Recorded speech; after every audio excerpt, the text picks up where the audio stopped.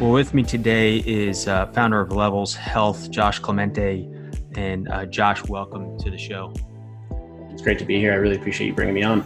Yeah, looking forward to this conversation. It's interesting times where we live, just not even the last 3 to 4 months, but in the space of IT and wearables. I mean, my background is in IT and been using wearables for years.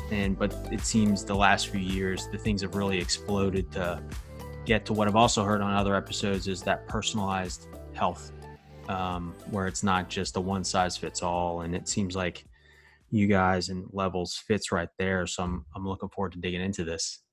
Awesome. Yeah, I'm very excited about it personally as well. You know, it's kind of been a life-changing couple of years for me in this respect, taking more control over my own daily decisions, and then ultimately realizing that this is not just a problem that I personally am experiencing, and I'll dig into specifically what I mean by that, but also a problem that a vast majority now of the population globally is experiencing. So I'm excited to dive in. Yeah. And you touch on something that we'll probably cover on, health is not binary, as in like you're healthy or you're not. There seems to be more of a continuum that's getting unpacked over the last maybe couple of years. And I think you guys are right in that space.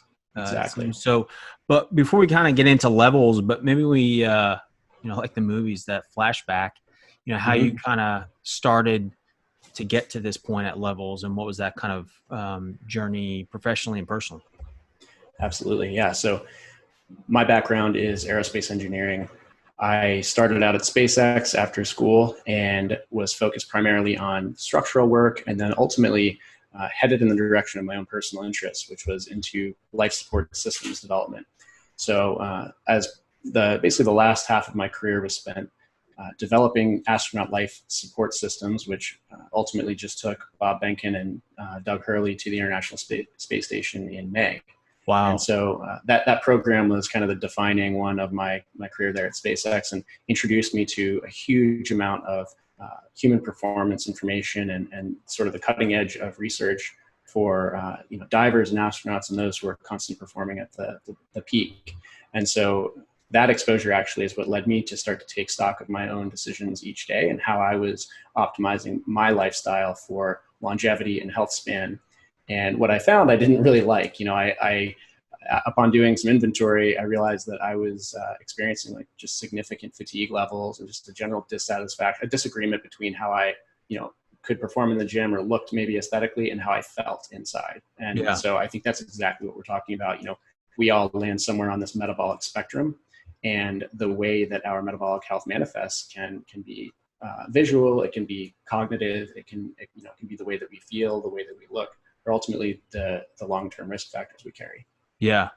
And I can relate to that to a degree as, a runner, been relatively conditioned, and on paper, you would think I'd be kind of the ideal health, and but I always felt like something was just off, right? You just kind of know your own body enough to know something's not quite right, but you don't know what it is. Oh yeah, I know the feeling well. That's exactly the one I described. And, it is my experience with continuous glucose monitoring personally, which it was very, sort of challenging to get my hands on this technology early on. And I can explain more about what this is further in the show. But my experience with this tech and having a closed feedback loop between my actions and the reactions that occurred, that actually highlighted for me that it was my own choices that I was making each day, specifically with diet, that were introducing these massive energy swings, which were ultimately a function of the energy levels in my body, the glucose levels. And so, that connecting the dots between how I felt and like this vague sensation of like, something's off here, very qualitative, very subjective, to I now have an objective data stream and I can make choices that are like, again, influenced by my prior data that I've gathered, which is very paradigm shifting in my opinion. So why don't we touch on the term so those listening can kind of understand what we're referring to? You mentioned CGM, or continuous glucose monitoring. What is that exactly, and where has it historically been found, or who has been using that? Absolutely. So just to start off with glucose. So glucose is the primary energy source for the average modern human. So what that means is when you consume carbohydrates, you digest them, and a molecule called glucose, which is sugar, is released into the bloodstream. And so this disperses into the body's tissues. Eventually, it enters the individual cells where it's used to power cellular function. There are other macronutrients, which is what we call glucose. And other macronutrients include fat and exogenous and endogenous ketones, which can also generate energy. And so glucose being the primary molecule is the one that ultimately drives our experiences, our hormonal cascade, our weight gain, our weight loss, basically all of our energetic processes. And that's what we call the metabolic system. So given glucose's primary role in metabolism, continuous glucose monitoring is a technology that was developed initially for the monitoring of those glycemic levels for those with diabetes. And the reason that you have to do this is diabetes is a condition where control of glucose is lost. So the body tries normally to maintain a very tight band of glucose, and we can explain kind of some of those reasons further along, but let's just say that the body tries to maintain a tight control band for glucose. And when some control mechanism like insulin is lost, these glucose levels start to get out of control. And this is where in diabetes, you start to introduce injections of insulin or other means of controlling glucose. And that's where continuous glucose monitoring initially started, was as a tool for the management of diabetes. It's now getting to the point where it's ready for a more general wellness audience. Yeah. And so it's more of somebody who had an extreme or systemic issue where it seems like now things are slipping more into the general population, I'll call it, who can take advantage of this. Right, exactly. You know, as I mentioned, every human being is powered by glucose, essentially. And we at Levels, we're not opposed to glucose, and we're not anti-sugar. It's the fact is that we use it in all of our cellular processes. The concern is, as we touched on at the very beginning of the show, there is a very broad spectrum of metabolic dysfunction. And typically we kind of think of glucose problems or metabolic problems as just diabetes. But actually there's a massive variety here, and things like PCOS, sexual dysfunction, mental and cognitive dysfunction, cardiovascular disease, all these are very closely connected to glycemic and specifically metabolic breakdown.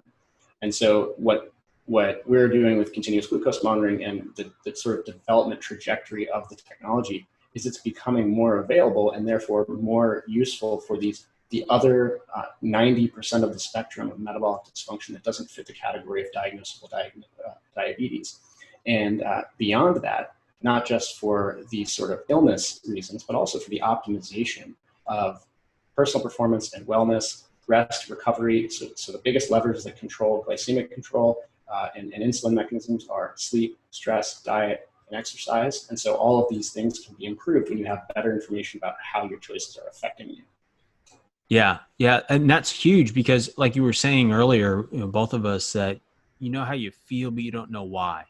And it Right. seems like this can really kind of pinpoint and zero in that personalized wellness journey to really discover, okay, I ate whatever, fill in the blank, an orange, and I'm feeling a certain way. You would think, okay, it's good for me, but it might be doing something to your body that isn't processing it. So Is that fair?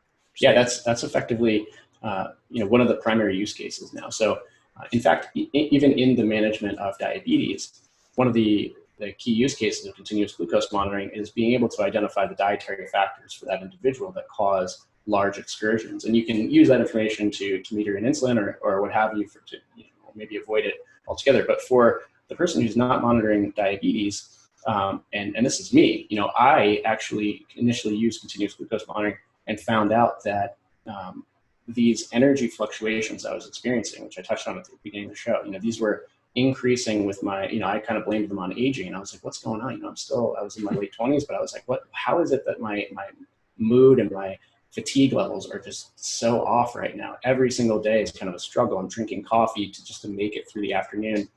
2 o'clock in the afternoon is like the witching hour for me. I'm just kind of lolling in my seat. And so I got my first CGM and saw that I was having these massive excursions in blood sugar after my meals. And ultimately, I actually was either borderline or fully pre-diabetic, depending on who you asked to analyze the data. Really? And I had absolutely no idea of this up until that moment of connecting the real-time information, seeing the real-time information. And what was happening is the meals that I was consuming were high in complex carbohydrates, which I assumed was a healthy choice.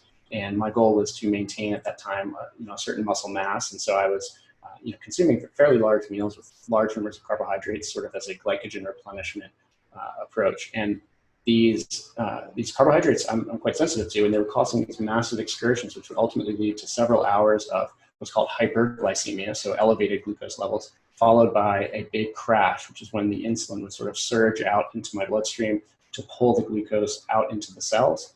And that's when my blood sugar would plummet. And right around that time, it's about 2 hours after lunch, is where I'm just desperate for a coffee. I'm literally crawling my way to the cafe or whatever to get the next fuel surge, and repeat the whole cycle. Yeah, it's kind of like the the parenting joke of the kids' sugar rush, right? Of that spike, and they're running all over the place, and then they crash. I mean, adults go through the same thing, right? Exactly. There is a huge spectrum of glycemic sensitivity. And one of the most fascinating outcomes of the proliferation of CGM technology is that we've now had several large-scale studies. One was done in 2015 in Israel that showed in people without diabetes the vast individuality of glucose sensitivity. So of your personal response, or these individuals' personal response to the same foods. So I'll just drop an anecdote here, but they picked out an example, which was two individuals, both ate a banana and a cookie made from wheat. And they had equal and opposite responses in terms of blood sugar response to those two foods. So the point being that you can not only have a varying amount of response to a food, but you can actually have the opposite response to someone else. So a spike or a spike or a flat line, depending on whether you're more sensitive to, for example, a fruit sugar in the banana case or a grain sugar in the wheat case. And so we have seen this at scale in the Levels program now, and I personally see this all the time. You have these, we kind of in society assume that glucose control is just all the same up until something breaks, right? And then now you're in the sort of diabetes management zone. But the reality is that there is a very slow progression of chronic choices that we make without information about the result. And because there's so much variation, there's no one-size-fits-all choice that we can all make, right? And so now that this leads to just, it can be overwhelming because you're like, oh man, how am I supposed to know what I should do? Because there's so many choices. I don't know if I can make the right one without some sort of unnecessary or unintended consequence. Well, the reality is that the choice you should make should be influenced by your own data. And so that's what we believe, is that bringing more real-time biowearable information, glucose, heart rate is another one that we've had for some time. This can help us influence and close the loop between choice and response. Yeah, that's huge because, I mean, somewhat anecdotally, you see over the last few years, and it's always been the case, is the diet, right? Mm-hmm. Diet is supposed to be how you eat regularly, but you keep seeing these different quote unquote fad diets, and some people will lose a ton of weight. Some people will feel completely sick on them. Or they'll crash and they'll just feel horrible. And so it's like, whether it's keto or paleo or whatever it is, it's almost like if it works for one person, this can help clarify why it will or won't work for someone. Or instead of jumping into one, you can pick the right one right away. Exactly. So that last point is really where we like to focus. So the beautiful thing about glucose is it's in all of our bodies. It's not something that you can sort of opt into. What you can do is you can, and so what that means is that there's no real dietary philosophy that we push. We don't say like you have to eat this certain way, vegan or keto or any of those sort of sub philosophies of eating. Instead, we just say whatever your philosophy is, you should ground it in data. So you can optimize a vegan diet, you can optimize a ketogenic diet, both using data. It's very important that, as we touched on, those specific sensitivities that you may have, you should know that, see that, and understand that there are consequences to these decisions, and you can just navigate around them by either, something as simple as taking a walk after a meal is extremely powerful in terms of controlling a large-scale response, which could introduce inflammation and free radicals. Alternatively, you could mix up your macronutrient order, so having a nice green salad before a meal has been shown both in the research and in our database to have a profound effect on the post-meal response. All of these levers that you can pull on. Sleep is one of the biggest factors. You have 5.5 hours of sleep versus 8. You will have a completely different acute insulin resistance, right? So the way that your body processes insulin, responds to insulin, which helps process glucose, is dramatically affected by the sort of rest, the sleep that you experience. And so, that acute stress that you get from a short night of sleep can really affect how you respond to meals. And so you should maybe navigate around that by making different dietary choices or exercise choices a day after, a red-eye flight, for example. And so it's all very, it can sound overwhelming because there's so many variables here. But when you have real-time insight, you can just make the decision in the moment with the information available. Yeah, based on that last point on the sleep piece, it seems like it's kind of bidirectional, right? Where your sleep is your body recovering and being able to adapt to its optimal level. So then when you enter the next day, you can receive the inputs, i.e. food, the right way. Right. But if you also sleep too little, so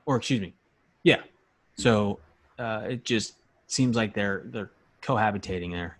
Yeah, they're sort of working in tension and in tandem almost, where poor sleep means poor responses, and poor responses mean poor sleep, and it can kind of be a vicious cycle. And right. This is all pretty well documented, and I personally have several examples where I try to, I'm not much of a biohacker, but I do track my heart rate and the heart rate variability and glucose, and I see the effects again of if I have a kind of a heavy meal at the end of the night, I will see glucose elevations throughout the night, which correlate very closely with heart rate and stress, which is, heart rate variability metric.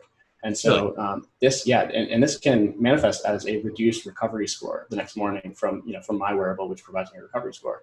And the reciprocal of that is, again, we talked about a minute ago, which is that poor sleep affects your insulin resistance, right? You'll have this acute insulin resistance situation. So a breakfast that is perfectly fine, keeps your glucose levels right in the target range on a normal day, can be a large excursion and can throw off your hormonal balance, whether or not you're in sort of weight gain mode because of your insulin levels or burning more fat, oxidizing fat more freely. All of this stuff can be affected by just a simple missed night of sleep, right? And so this data can help announce this to you. And across the board, sleep is just such an important area of focus. You've got Americans sleeping something like 25% less than they were 100 years ago. And over that same time, we've gone from less than 1% of the population having diabetes to more than 10%, right? So these metrics are moving in the same direction and in the wrong direction. And so we really have to focus on this recovery element, not just for metabolic health, not just for sleep health, but also for metabolic health.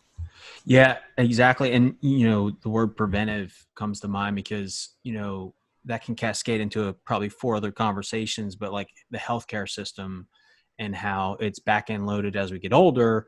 And the assumption is it's because we're aging. Well, that is one reason, but based on your last point, it's a little bit on what's been happening on our food supply and things of that nature and the impact on us not being able to catch it sooner. We live this particular lifestyle and then we go over the line in a negative way that can't be reversed. Right. And it seems like this is going to be able to catch it much sooner so you can, regardless of whether it's you're 25 or 45, you can make that adjustment now. 100%. Yeah. It's interesting here to what you just mentioned there. There are some promising studies. In particular, our friends over at Fad Health showed, you may have heard, in 2018, they showed some initial results on the reversal of type 2 diabetes using a ketogenic diet without pharmaceutical intervention. They were able to get off insulin and all these other meds. So there are some very promising, and actually by the way, those results have been maintained now, I think, for 3 years straight. So the reversal is sustainable. And that's really fascinating because it shows that this dietary lever that we can pull on, it can both work on the preventative and the reversal directions. Yeah. But yeah, I mean, it's a totally great point. There is no, I don't think there's anything to the argument that we're just going to get sick as we get older. We have tons of information from blue zones and areas around the world where people are healthy and cognitively sharp all the way into 100 years old and plus. And what we need to start orienting around is this concept of health span more so than lifespan. This is how I personally feel. It's just lifespan is the number of years you live. Health span is the number of years you are living. So like going out and able to be functional and able to have independence and sort of just feel in control. And so I think that the choices that we make today, they compound over years and decades into an ultimate outcome, right? And having better information across the board, I think, is the key to everyone being able to better understand for example, I'm just going to sit down for lunch. What am I going to eat and why? We should just have some rationale behind that decision. Yeah. Because today, there largely is not a individual rationale. There is an average, or I heard a friend did this, or I read on the internet that I should eat this, but there is no closed loop, again, where I do something, I see the response, and that influences my choices going forward. And I strongly believe that across the metabolic spectrum, across the age spectrum, better information it's where we have to start in order to even, improve the conversation. Yeah. Better awareness and engagement in our own wellness journey. In that, I think myself included is sometimes we just oversimplify the food and the impact and, I'm just having a hamburger or whatever. And we eat it and then we just move on. It's just food. And Right. we don't think about the influence or consequence of that over time. Yeah. It's, that's exactly right. It's very easy. One of the really interesting things from our user base is just the complete light bulb moment sort of changes the conversation around these, what you might consider to be negative feedback loops, like, you shouldn't, you go to the doctor, they tell you should eat better or work out more, right? And that's kind of sounds like chiding information, and you're like, okay, yeah, but it's just a burger, I'll just have one. Now we're seeing that people will eat that burger and they'll see a very large, sustained, completely out of family results. So their glucose levels they explode, they sustain very high, long durations, they come crashing down. People start to use this interoception where they start to, sort of perceive the way they feel and connect it now to real information. And that completely changes their perspective going forward. It's almost like you don't have to tell that person to avoid that situation out. They have seen a consequence, and it's an objective consequence, which they otherwise never had. And that's what I think is so fascinating here, is that these light bulbs start going off where you're like, finally, something that is not, just sort of generalized advice or subjective. This is real. I can go and compare myself against the population and see how I respond to this food, to these foods, and I see the individual variability. Where a friend or the average population sees a huge elevation due to, for example, bananas, but I personally can eat berries all day with no problems. And it's these types of things that are both freeing. You've got the negative feedback loop of the burger, but then also the positive feedback loop of finding those foods that do work really well for you. And so it kind of just like paints in the picture of where should I look, to make better choices. Yeah. I mean, it kind of feeds into what I'll call kind of personal sovereignty. Like, you're taking ownership of it. You're not a victim, for lack of a better term, of consequence other than your own choices. But you're now better equipped with the information to make those better choices, because you can see the consequence, or you can link, think seems like, again, myself included, at one point was you'd eat something, you'd feel a certain way, and you shouldn't feel that way after it, but you just accept it as, that's how I respond to it. Like dairy, and you feel bloated, right? But really, you shouldn't be feeling like that after you eat food.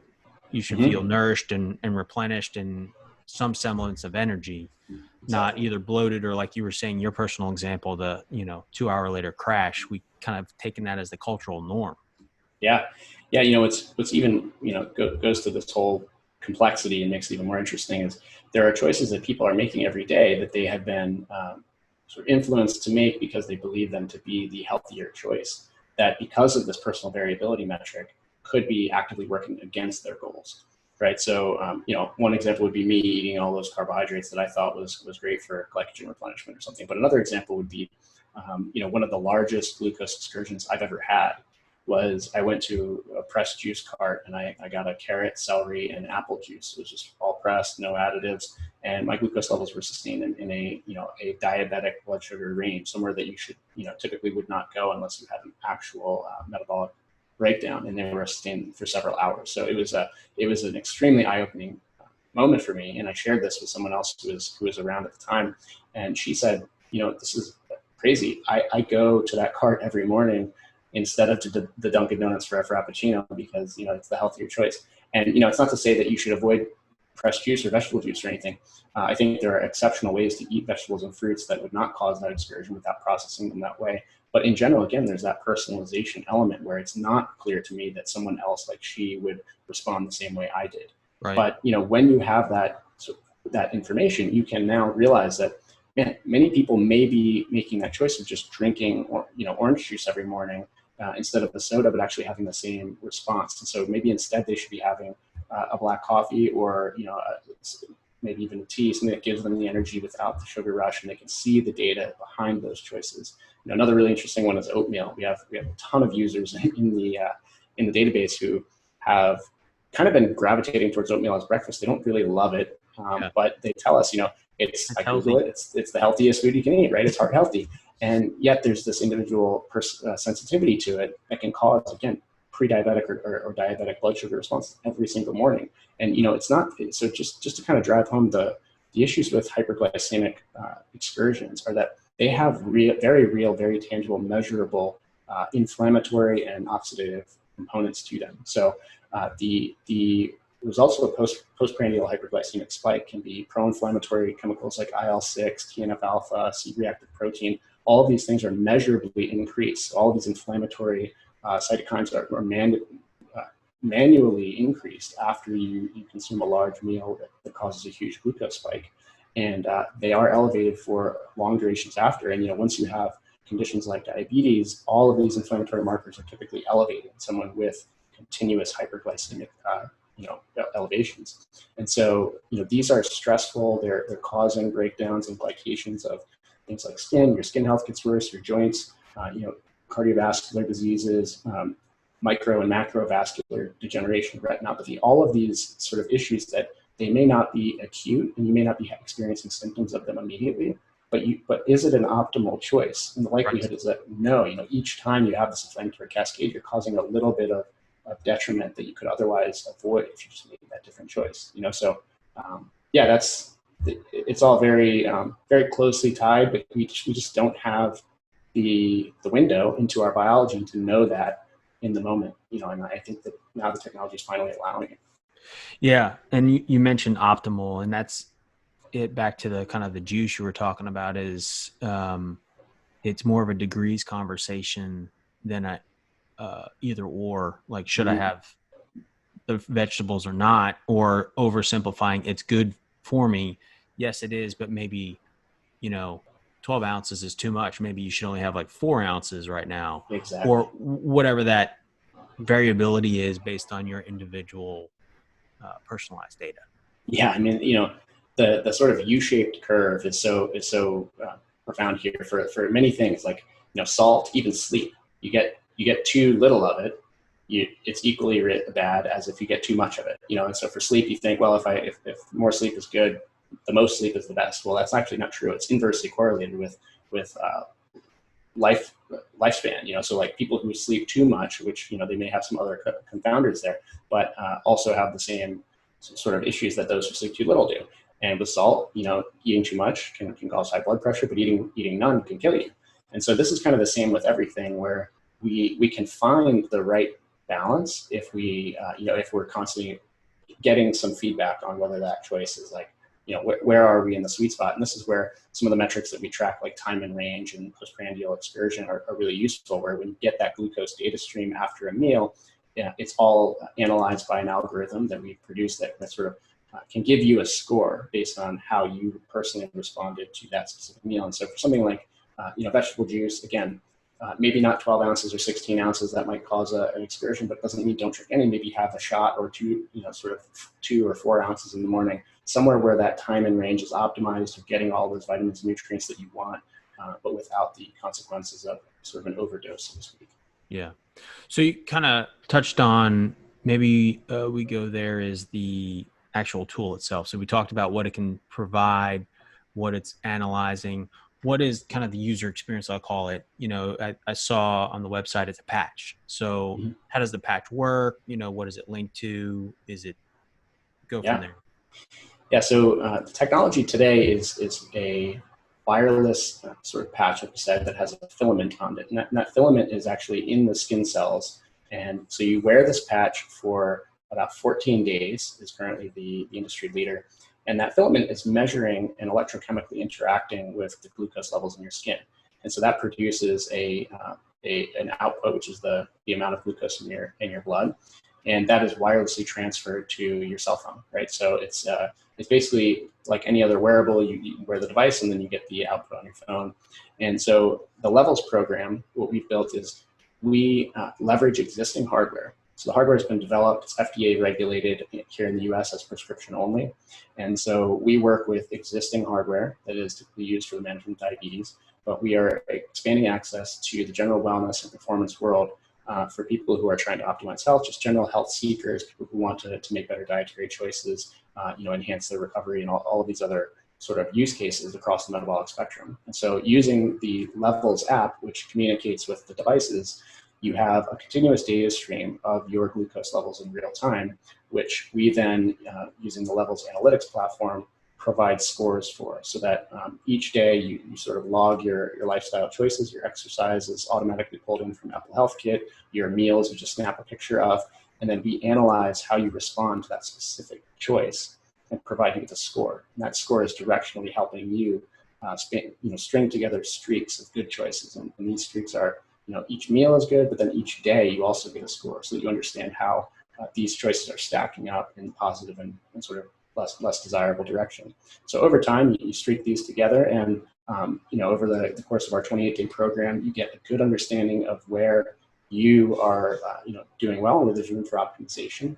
And you can see, with our reporting, the way that you've improved across the 28 days. And then you take that information and you can check in with us regularly. We have about 25 to 30% of our users choose to just monitor continuously because they realize that this closed feedback loop is so valuable. And it almost feels like, voluntarily giving up your smartphone would have, in 2011, once you have the data stream, it's like, oh, I can't get rid of this thing. So that's kind of the gist of how the program works, and happy to dig into any of those details. Yeah. So when you say the patch, you mentioned how it connects. So is it breaking the skin, or is it like it's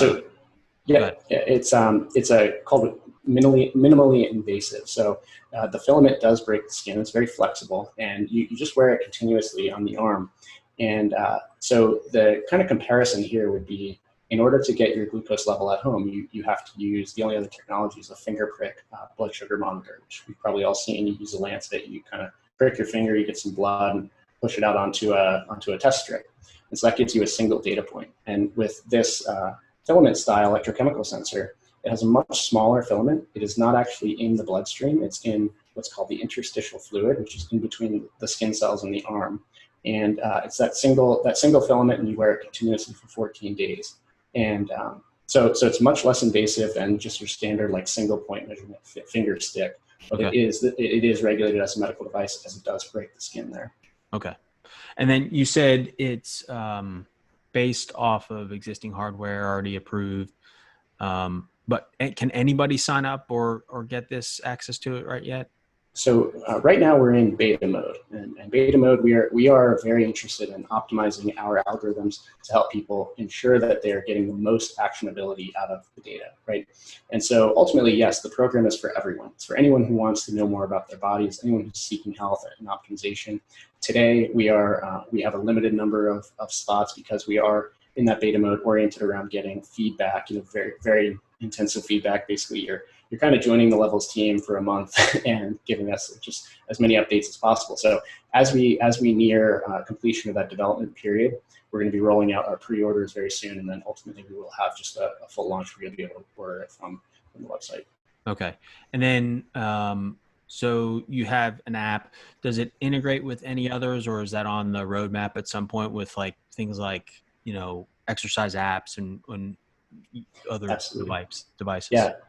Yeah, we have a pretty amazing roadmap. We kind of have two directions. So there's the external integrations with existing products that people love. An example of this would maybe be an Oura Ring or a Whoop strap. All of this kind of communicates through Apple Health Kit and Google Fit, which you already have on your phone. And so we're starting off with those key sort of operating system-based integrations, but we are exploring integrations with all of the other products out there that people are using to monitor their wellness today and performance.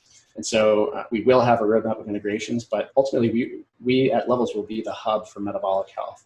And so that means we're also going to introduce additional analytes into the metabolic models we use. So this may be point-in-time lab tests, for example, or additional data streams that we see coming to market in the next few months and years, where we'll be able to further increase the resolution of the choices and insights that we help you sort of adjust and each day, making better choices will kind of ultimately be influenced by more than just glucose. Got it. So kind of continue the fan out around total health and the other elements that influence. Exactly. Yeah. So we have this concept of metabolic fitness, and well, truly we have two concepts. One is metabolic awareness, and that is sort of a passive experience, but one where you finally close the loop between a choice you make and the response your body experiences. So that's a defining moment for most people. But then there's the question of how do you get better, right? And so metabolic fitness is just like physical fitness or mental wellness or mental fitness. It's something that you have to put in focus and repetition and kind of put effort in and improve over time as you make these choices day after day. And so we are striving for metabolic fitness. And it's certainly true that glucose is an extremely important metric and one that the majority of the world, frankly, can benefit from optimizing. But we don't want to just be a local optimizer where we only care about one data stream. The reality is the body is it's a very complicated wet chemistry set, right? And so there's a lot going on in there. And the more we can measure, the more we can manage. Yeah. So, as more of this technology becomes available in the real-time data monitoring, which of course this is, glucose is just the first, we'll be incorporating all of that into our models. Very cool. Yeah, this is just, I think it's just so awesome that we're able to do this. Like you mentioned, walking chemistry set, I say that all the time. Yeah. And just because we're just so unique, and I've made the joke at a simple level is, one of my parents might not respond well to garlic, but I have no problem, those silly little things. It's like the same thing is across everything we do. And the idea of a one size fits all is a flawed model. You can definitely cluster people into groups and draw correlation, which I'm sure part of the data set is exactly that, to better respond at scale. Right. But at the same time, we're individuals in many levels. Yeah, I think the more nuance we can bring to the conversation, the better our insights can be. And so, we use these extremely blunt instruments like glycemic index, right? The glycemic index is normalized across the entire population. And it may be true that if you drink pure glucose, it will have the highest glycemic response for everyone of any food they can consume. But the question is, how high does your glucose go versus mine? And that is completely lost in the glycemic index. There is no absolute value that you can orient yourself around. I might be a 5, you might be an 8. And actually, if you look at the numbers, it's more like you might be a 500 and I might be a 100. So there are multiple times. So the people who go into the data sets that go into the glycemic index calculation, there are multiples of each other who are all normalized down to a 100, right? So your 500 and my 100 are both 100s on the glycemic index calculation. And so that's where all the nuances are removed. And so it's not true that we all experience the same response. And that's not the intention of the glycemic index, but it's the way that it is currently used in society. And we have many more examples of this where, we use these, again, blunt instruments like an A1C check or a fasting glucose to try to describe the whole person and how their metabolism is operating, how metabolically healthy they are. When the reality is that is the slowest metric to respond to metabolic breakdown, fasting glucose. By the time your fasting glucose exceeds a threshold, your dynamic glucose, the way that you're responding to meals and sleep and stress and all this stuff, is way broken. And it's much easier to start making better choices. It's similar to a degree of separation at a mile is thousands of miles apart at a few hundred miles. So it's sort of like this geometric concept for how quickly things can get out of control if you don't intervene at the right time. The sensitivities thing, we have people who have found these really interesting relationships between foods that they're allergic to and their glycemic response. And that, we don't have enough data really to say that that's causal, but it could be, again, one of those inflammatory or stress responses where the body is under acute stress due to the allergy. And so that's causing an insulin resistance and a glucose response. So much more to unpackage here. Yeah. Plenty more to learn. That's awesome. I'm fascinated to watch where you guys go with this and learn more about it, just because I think this is where we have to go on so many levels, and it's now technology enables what we just talked about it on the walking chemistry stats that I think before we just didn't, maybe we knew, but there wasn't a way to really scale that individual approach well. And I think it seems we're at the tipping point, or the beginning of that stage. Yeah, I absolutely agree. I don't want to point fingers or like assign blame to the way that we currently kind of run things in terms of our dietary choices and the metrics that we measure every year, our blood markers. But, that was kind of the way the system had to be set up before you had microelectronics, before everyone had a supercomputer in their pocket. So Right. it's totally reasonable. That's where we started. It's just the point I think that we need to kind of think about is, well, now things are very different. Technology has advanced at an unbelievable pace. And what hasn't kept pace is the way that we make choices related to our health. It's amazing. I always kind of make this metaphor, but I can pull my phone out and I can look at my bank account statement. I can look at today's, deposits and withdrawals, and I can look at 50 years from now, my projected, returns on investments and best case, worst case scenarios. I can get expert advice, and this is all very confidential information. But how do I know I'm going to be there in 50 years or 30 years to experience that retirement? I Right. have no similar, metric or no similar technology guiding my choices when it relates to my health, which to me is a completely broken system. And we have this data swirling around in our bodies every day. It just needs to be captured and used for better choices. So I think that's kind of what we're focused on, is like shifting us from a reactionary sort of symptom management approach to healthcare to more of a proactive, you're way ahead of it because you're optimizing the way you feel, the way you look each day, and that's coming with a corresponding improvement in your long-term risk of these sort of metabolic breakdowns, as opposed to just like wait for the breakdown and then respond to it. Yeah. And it seems like you're equipping people to make better decisions and help create those better habits that in many cases we may all know we need to make, but we don't know the what and the why behind it. And it seems like that's what Yeah. this will help equip those folks with. Yeah, I think so. The beauty again is that metabolic awareness, seeing things happen in real time. Like when your body speaks to you, you listen. Like people they don't really push back against that data source. But then you also get this beautiful accountability component where when you have this device on and you start, once you have explored all the kind of different sensitivities you have, and you understand what's going to happen, now you know that if I make that choice that I know will be detrimental, I'm going to have to see the data. It's like I'm going to have to face the music and face myself.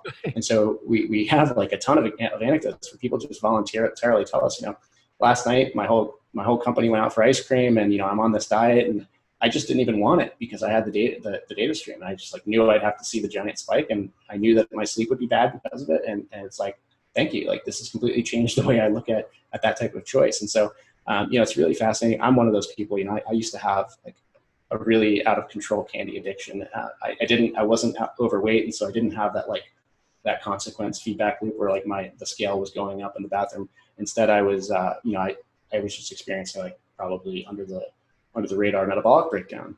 And so I haven't touched candy like literally in 2 years, ever since I started using CGM. And it was not a moment where I was like, oh, I'm going to make this extremely challenging cold turkey decision. It just completely, the possibility ceased to exist when I saw how I responded to brown rice. It was just like, man, there's no way sugar, candy's going to come back into my life. And so that's the type of thing that I think this enables. Yeah, absolutely. Cause I can relate. You mentioned earlier. And so I just started using one of the bands to track that. And, it's a rest and recovery podcast. So rest has always been a challenge for me. And so I noticed, and that exact thought was going through my head yesterday on different choices I made to go to bed earlier and not whatever Netflix binge or something stupid. But those little, that little voice in the back of your head saying, are you sure you want to be doing this right now? And you've got the data stream now in front of you and you got the score. And so, yeah, you kind of got that accountability partner in your pocket now. Yeah, I think it taps into like sort of these competitive pathways and these gamification things. I personally want to see the high score every morning when I wake up on my recovery. I want that green. Exactly. Yeah. And I think, hey, if that is one of the incentive structures, fantastic. We will tap into it. And I think what's interesting is people love to share this information. It's very social, and it's something that I am all in favor of improving or maximizing the number of incentives that we can to make people care about this data, about metabolic health, about living, holistic, wholesome lives, and ultimately benefiting for many, many years in the future just by the choices they make today. So whatever means we need to use, I think the gamification is one beautiful way to do it, and these new wearables are tapping that. Awesome. Well, Josh, we're coming up on time. I'm grateful for the time. Before we close out, though, I do like to ask a few personal questions. So, what are you reading right now? So I just finished a book last night that was called Red Notice. It's about kind of an interesting finance and sort of espionage thriller based in Russia. True story of William Browder. Highly recommended. Cool. And then I'm also reading I believe it's called The Art of Science and Engineering, which is a Stripe Press book that was recommended to me by someone on the team. Cool. All right. What are you listening to right now, whether music or podcast?